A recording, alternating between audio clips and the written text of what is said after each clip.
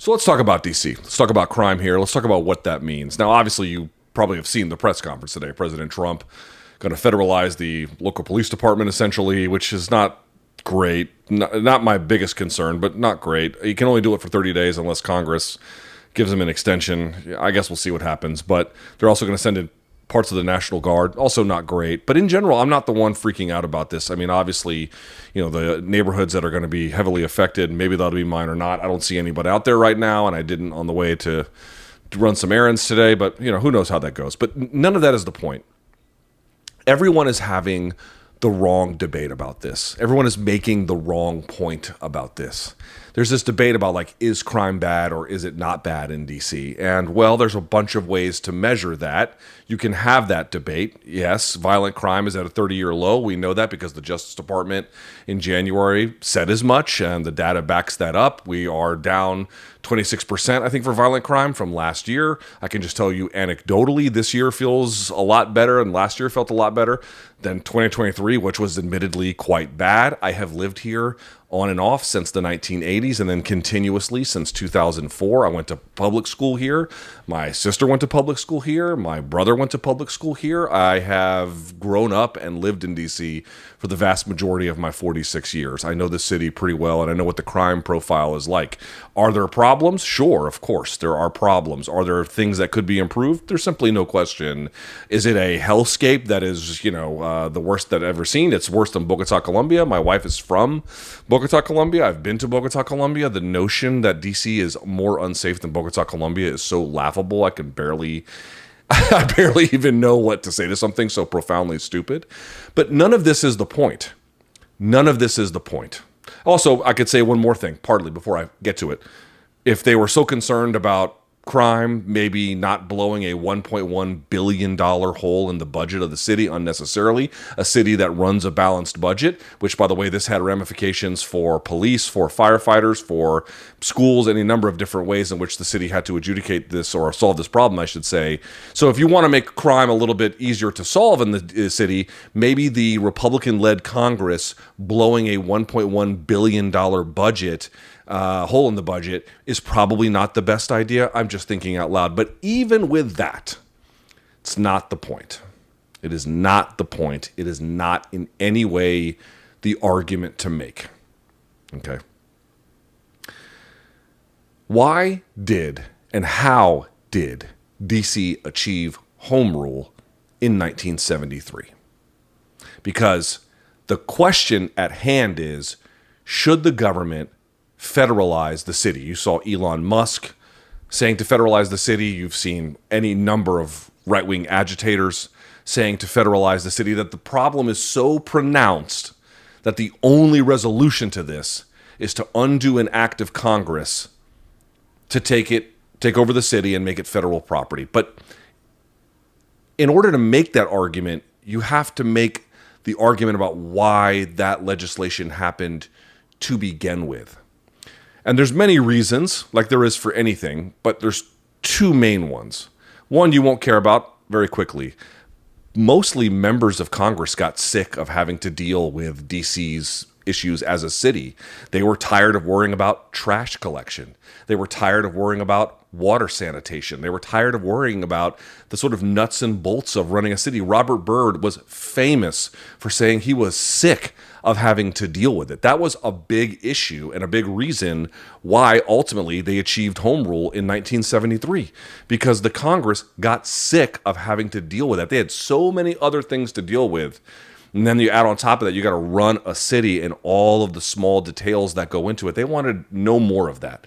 They got sick of it. So that was a big part of it. So it's actually kind of weird that they're now saying that they want to take on that responsibility. I would actually argue, with student loan delinquency up, with healthcare costs ballooning, with cost of living ballooning, that Congress actually has plenty of work in front of them that has nothing to do with running the nuts and bolts of a major metropolitan city. But again, putting that aside, that was reason number one, was they just didn't want to do it anymore. It was too much work. But there's actually a bigger reason behind that. Namely, it was an achievement of the civil rights movement. In 1957, D.C. became the first, in the United States, first majority major black city. In 1965, MLK marched for DC home rule.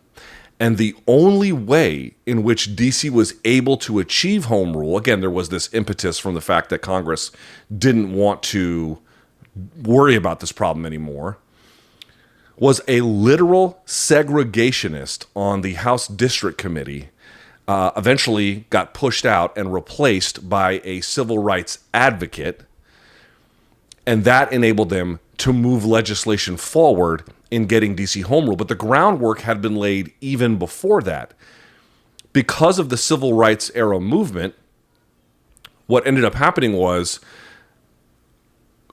focus and attention was put on the question of whether black people should be able to, in this particular case, Washington, D.C., vote on their own affairs and have control over their own affairs, whether the people that call that home should have the right to dictate their own affairs. And because it was majority black, it had this civil rights component because all of these people up to that point had been disenfranchised. And that's why you saw numerous, not just one, but numerous civil rights leaders lay the groundwork even before the DC Home Rule Act in terms of how budgets got solved. But before that, I should say in conjunction with all of that, all of the other actors in the space slowly laying the groundwork for this kind of, hey, we can't have a city like this where these people who are majority, in this case black, have no ability to vote on their own affairs in any kind of reasonable way. Add to that the fatigue that Congress had in running it, and then add in the literal groundwork done by civil rights activists. That's how you got DC home rule. And that's why it's important to point this out. If you're going to make the argument that DC needs to be federalized because its crime problem is so out of control, what you are essentially arguing is that the crime has gotten to the point that we have to undo a civil rights era success story. That it doesn't make sense anymore. And then you can have a debate over what is a level of crime that you're comfortable with or what could be done to ameliorate conditions. Again, there's no level of crime that is acceptable or good. However, what level of crime do you have to undo civil rights era success stories? Is it one where you're at a 30-year low for violent crime? Is it 26% year over year down?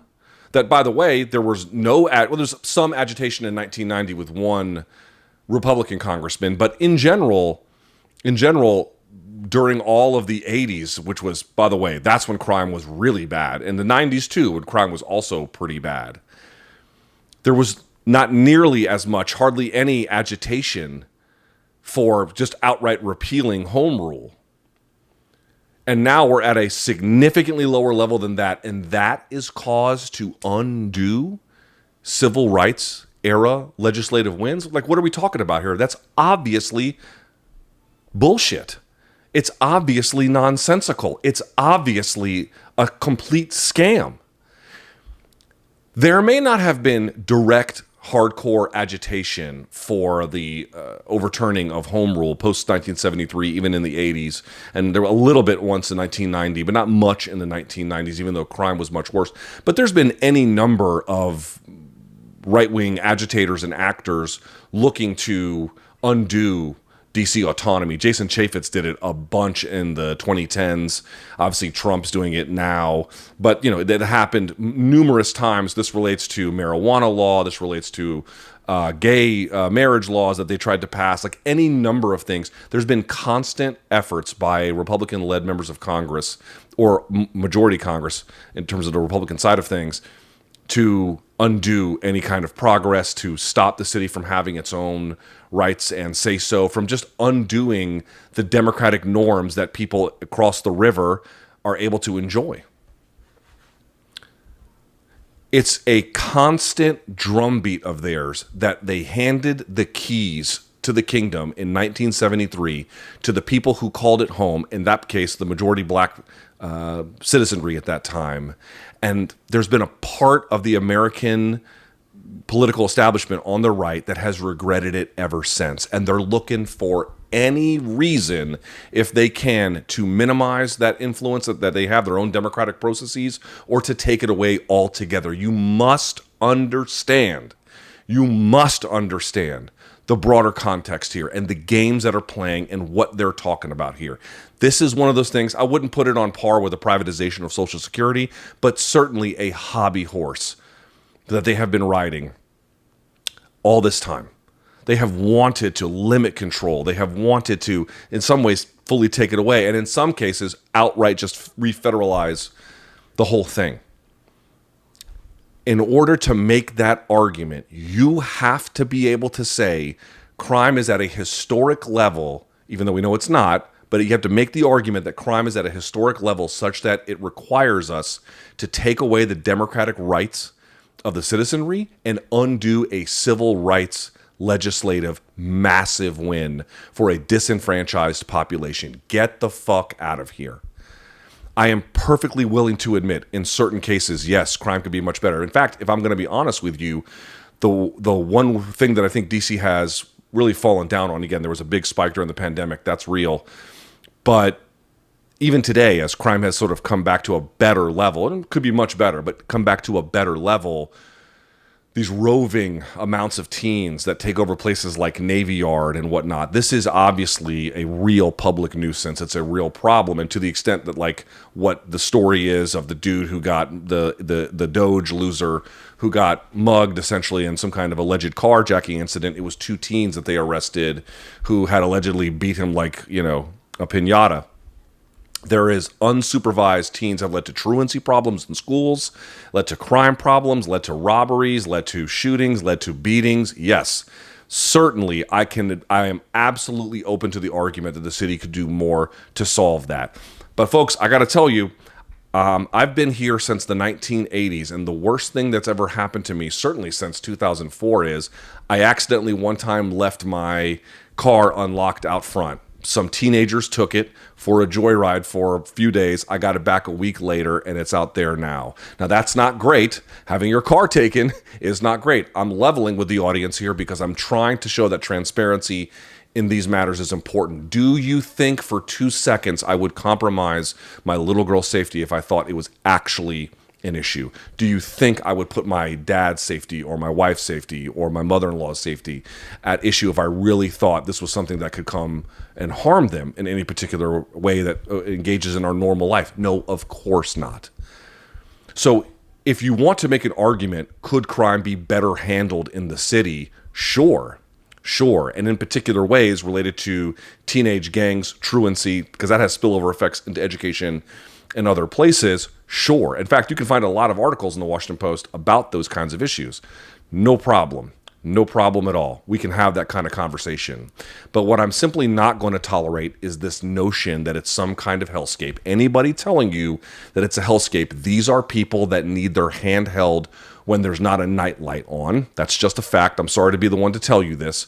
And more to the point, even if you wanted to argue that crime is problematic in some kind of way beyond the sort of facile way I'm describing it and the sort of joking way I'm describing it, you have to be able to connect the dots to say that civil rights movement that empowered people who are, by the way, not traditionally GOP voters, we have to undo that.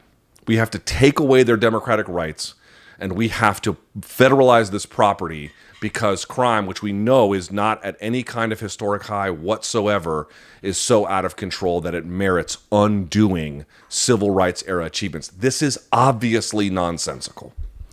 This obviously is a trash argument. It's so incredibly disingenuous. The game that they're trying to play is there's a bunch of people here who don't vote the way that we like. Could crime be obviously more contained in certain ways? Of course it could.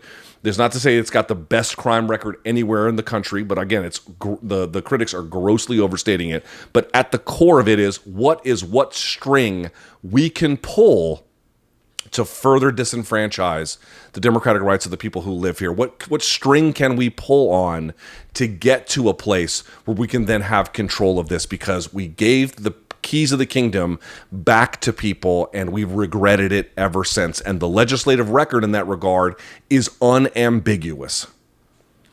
So let's hear the argument, folks. Let's hear it. Show me that the crime, which we know is not even bordering on 1980s and 1990s crime, show me that that is at such a place that we have to trample on the late stage civil rights movement. I'd love to see it. Get the fuck out of here. Don't play these games. You will receive no quarter from me.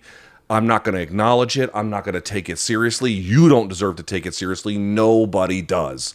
I'm begging you to see what the game actually is here.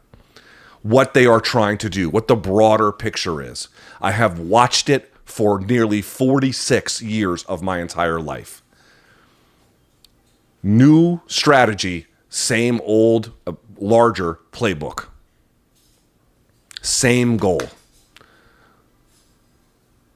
It's just a new turn of the screw.